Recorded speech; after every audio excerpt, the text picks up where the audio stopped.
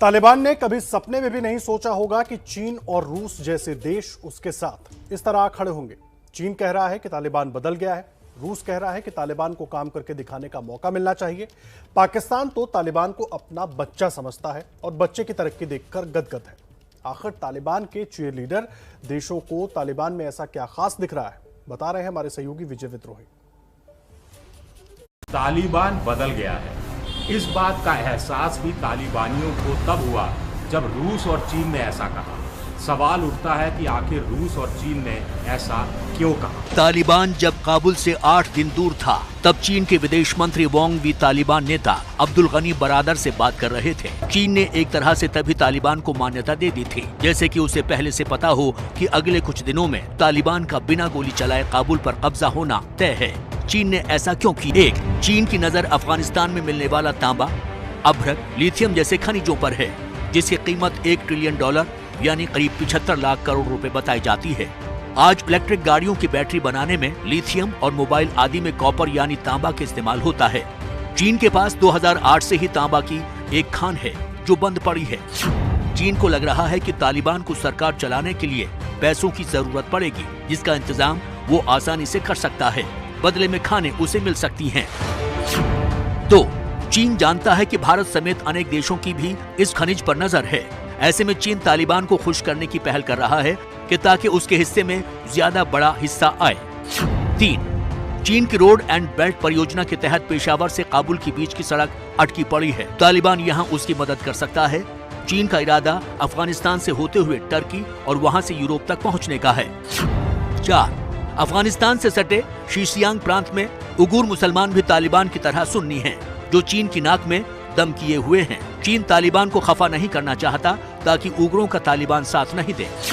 5, चीन को ETLM यानी ईस्ट तुर्कमेनिस्तान लिबरेशन मूवमेंट के विस्तार का डर है, जिसे तालिबान उकसा भी सकता है और लगाम भी लगा सकता है। चीन लगाम चाहता है, इसलिए उसे तालिबान बदला हुआ लग रहा है। चाइना जरूर अपनी अवसरवादिता की वजह से अफगानिस्तान के जो अकूत प्राकृतिक संसाधन हैं उसके ऊपर जो चाइना की कुदृष्टि है उसकी वजह से जरूर वो तालिबान को बैक करता हुआ दिखाई दे रहा है।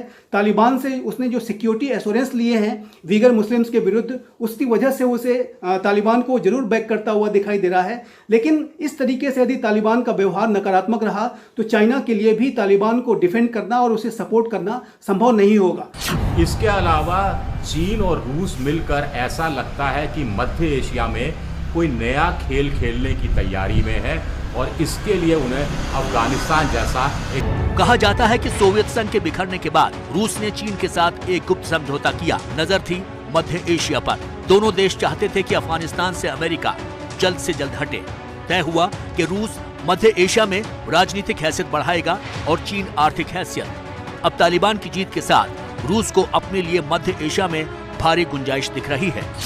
तो रूस की नजर हमेशा से ऐसे बंदरगाह पर रही है जो 12मासी हो, ताकि उसे अंतर्राष्ट्रीय व्यापार के लिए वैकल्पिक रास्ता मिल सके। रूस के बंदरगाह सर्दियों में बर्फ पड़ने के साथ ही बंद प्राय हो जाते हैं। अफगानिस्तान के जरिए ईरान होते हुए अरब की खाड़ी रूस पहुंच सकता है। 3, रूस को चेचन्या विद्रोहियों से भी निपटना है। वो जानता है कि तालिबान को खुश रखा तो वो चेचन्या विद्रोहियों की मदद नहीं करेगा, उल्टे लगाम लगाने में मददगार साबित होगा। 4, रूस ने जब 1979 में अफगानिस्तान में सेना भेजी थी तो अमेरिका ने मुजाहिदीन से लेकर अलकायदा की हथियार पैसों आदि से मदद की थी। रूस को 10 साल बाद भागना पड़ा था। रूस इसे भूला नहीं है। अब तालिबान ने अमेरिका को भगाकर रूस के अपमान के दर्द को कम कर दिया है, इसलिए रूस तालिबान के साथ खड़ा दिखाई देता है। 5, मध्य एशिया में रूस चाहता है कि पाकिस्तान और चीन के साथ मिलकर नया समीकरण बनाया जाए। इसका आधार अफगानिस्तान हो सकता है, इसलिए भी तालिबान को काम करने और खुद को साबित करने का एक मौका देने की बात रूस कर रहा है। कुल मिलाकर रूस और चीन को ऐसा लग रहा है कि अमेरिका अब दुनिया का चौधरी नहीं रहा। दोनों को ऐसा लग रहा है कि चीन और रूस दुनिया के नए संयुक्त रूप से चौधरी हैं।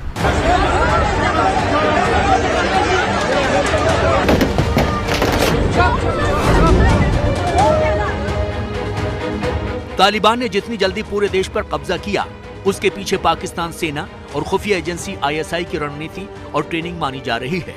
आखिर तालिबान का आला कमान रहबरी शूरा क्वेटा में था, जो बलूचिस्तान की राजधानी है। तालिबानी पाकिस्तान में ही शरण लेते रहे हैं। तालिबान की अफीम पाक के जरिए ही यूरोप, अमेरिका भेजी जाती रही है। पाक से ही उसे हथियार मिलते रहे हैं। ऐसे में तालिबान की जीत के बाद पाकिस्तान सेना को लग रहा है अब दो मुल्कों की मालिक वो हो गई है, एक पाकिस्तान और दो अफगानिस्तान। पाक को लग रहा है कि तालिबान उसकी कठपुतली सरकार होगी जिसे अपने हिसाब से वो नचा सकेगा। 2, पाक को लग रहा है कि अब आतंकवादी अड्डे अफगानिस्तान शिफ्ट किए जा सकते हैं, वहां से उन्हें भारत भेजा जा सकता है। 3, ईरान के चाबहार बंदरगाह को विकसित करने के भारत के काम में रोड़े अटकाए जा सकते हैं। पाक को लगता है कि भारत इस बंदरगाह के जरिए पाक की घेरेबंदी करने में लगा था। 4, पाक को लगता है कि अब बलूचिस्तान आजादी आंदोलन में भारत की भूमिका को सीमित किया जा सकेगा। 5, पाक को लगता है कि अफगानिस्तान के खनिज से लेकर कच्चा तेल मिलने की सूरत में पाक को आर्थिक फायदा होगा, इसलिए इमरान खान ने कहा कि तालिबान को गुलामी से मुक्ति मिली है। कि जब आप किसी का कल्चर ले लेते हैं तो वो क्या आप करते हैं?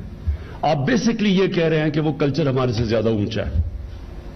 आप एक मुख्तलिफ कल्चर के गुलाम बन जाते हैं। जब आप ज़ेनी गुलाम बनते हैं तो ये याद रखें, असल गुलामी से ज्यादा बुरी ज़ेनी गुलामी है। ज़ेनी गुलामी की जंजीरें तोड़ना ज्यादा मुश्किल होता है। जो अभी अफगानिस्तान में गुलामी की जंजीरें तो तोड़ दी उन्होंने। उधर जानकारों का कहना है कि तालिबान सचमुच में बदल गया है। वो इस समय देश विशेष को खुश रखने के लिए ऐसी बातें कर रहा है जो देश विशेष को पसंद हो। तालिबान ने कभी सपने में भी नहीं सोचा था कि एक दिन ऐसा भी आएगा जब रूस और चीन मिलकर तालिबान के लिए तालियां बजाएंगे। लेकिन बदला हुआ तालिबान कब बदल जाए, इस बात पर कतई भरोसा नहीं किया जा सकता। विजय विद्रोही, एबीपी न्यूज।